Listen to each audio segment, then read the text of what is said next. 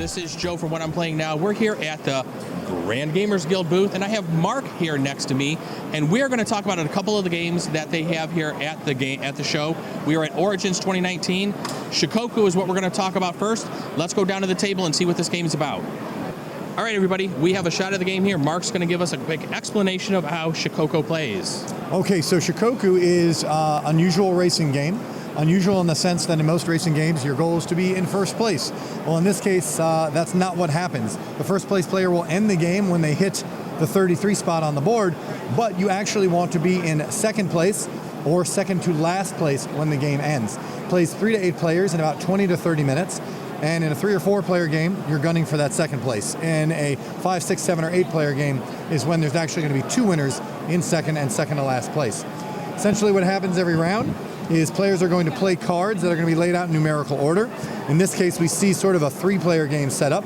So if we had these meeples, and let's say white played the 11, and green played the 14, and black played the 17, the second card in the consecutive lineup is not going to move. So green will not move up the track. Let's pretend they started in these spots. And then white is going to move up 2 steps. And then black is going to move up 3 steps, going from 7 to 10. And then we would reset and do it all over again. So you're gradually climbing the steps, trying to get to the top. But again, in the spirit of moderation and no extremes, you don't want to be the one to reach the top of and hit the temple.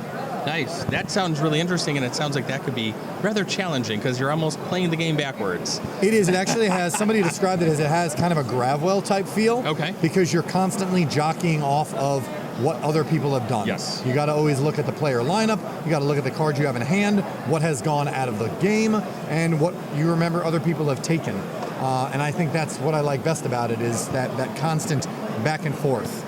And you're saying that this plays from 3 to 8 players? 3 to 8 players in about 20 to 30 minutes. That's not that's a very quick style game for a racing style game. And the cards look really sharp as well. Yeah, the art's real nice. It is our first localization. I cannot take responsibility for the art. It was put out by GDM in Spain, and I liked it so much that I picked it up for the North American market. So it's making its debut here right at Origins. Nice. Well, this one looks really good. We're going to jump over to another table now and show off the Artemis Project. All right, everybody, we are back here at Origins 2019. I'm here with Mark Spector from Grand Gamers Guild.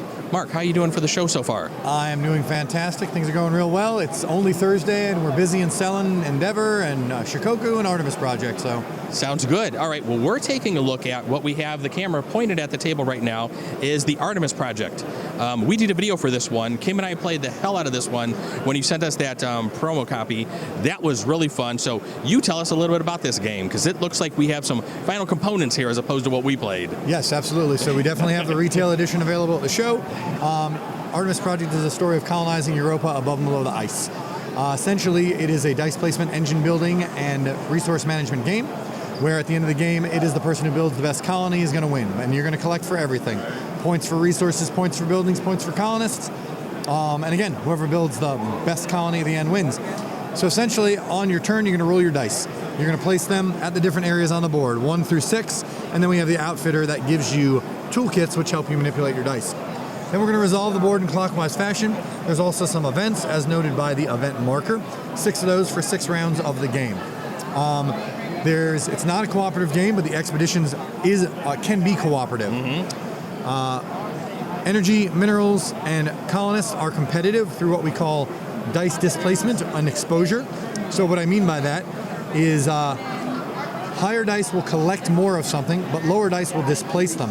So right now, if I counted correctly, there are 9 energy available, and it is perhaps the case that blue comes in and wants 6 of those, and at the end of the round, if they were the only one there, they would collect 6.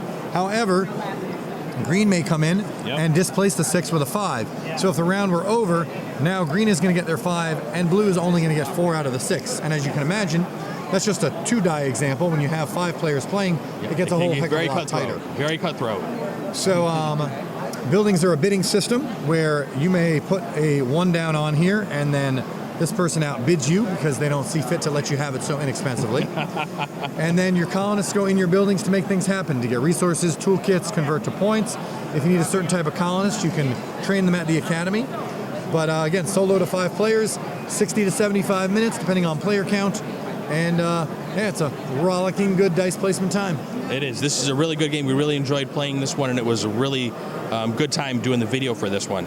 Now, you also have some other stuff coming out because you just had Endangered come out just a little bit ago. We had Endangered on Kickstarter. Yep.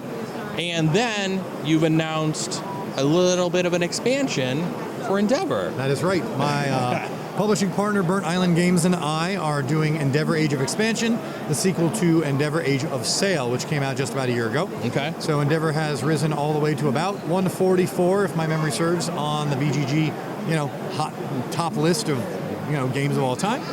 And the designer had more content that he has refined, and essentially it's the same mechanics that you know. It's the same game, but you replace the building set, you replace the card set, and as a result, the game has a completely different feel to it. So we can't wait to see that one. Yes, I don't know when this video hits, but it'll be on Kickstarter on June 18th. It's going to run for 2 weeks. It's going to be a fast campaign. But to a person, everyone who has played Endeavor, who had backed Endeavor, Age of Sail, is, I am there, I will back it, you have my money, this is amazing. We're super excited. Yep. And we are super excited. Burnt Island Games and Grand Gamers Guild are really, really thrilled to put a new spin on an old classic, to use a tried and true phrase. All right. Well, I think that's everything here at Origins 2019 so far at the Grand Gamers Guild booth. We will catch everybody later. Thanks.